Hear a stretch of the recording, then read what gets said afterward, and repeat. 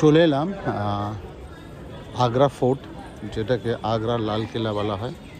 এটা হচ্ছে এন্ট্রান্সে বলে দিই, ব্যাগ অ্যালাউ আছে কিন্তু খাবার দাবার এসব অ্যালাউ নেই।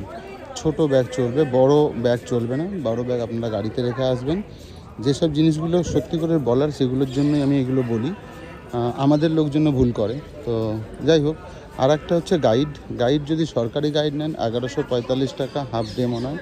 তো আমরা 2-1 ঘন্টার ঘুরবো, তো সেই জন্য আমরা আর অতটা গাইড ফাইড নিচ্ছি না।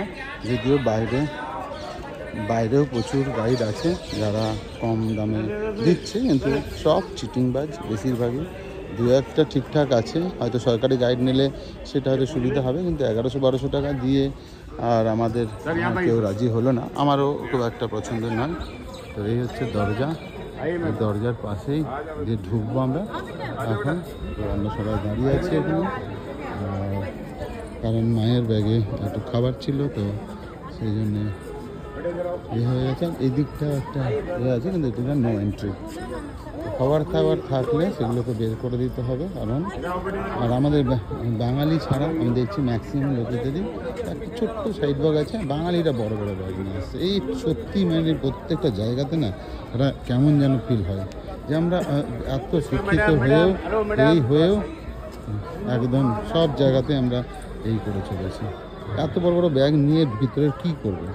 ভিতরের জায়গাটা একটু কী আছে আর কী খাবার দাবার নিয়ে আসতে হবে। এখনই তো ব্রেকফাস্ট করে সবাই ঢুকলাম, ভেতরে এগুলো অ্যালাউ করে না। কারণ বাঙালি বলে নয়, আমাদের মতো দেশের লোকেরা সব জায়গায় নোংরা করতে থাকে। তো এই যেমন এমন একটা সুন্দর জায়গা যেখানে ফরেনাররা আসে দেখছে, সেখানে যদি আমরা শুধুমাত্র ওই বিস্কুটের প্যাকেট, পেপসির চিপসের প্যাকেট, জলের বোতল, হ্যানা ত্যানা সব যদি ফেলতে থাকি, তাহলে তো এটা নোংরাই হয়ে যাবে।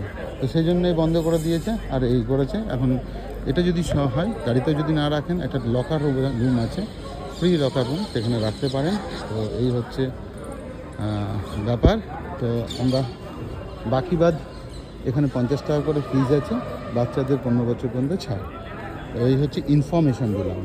আর বাকি এ তো জায়গা সুন্দর কীরকম কী পরের ভিডিওতে দেখাচ্ছি।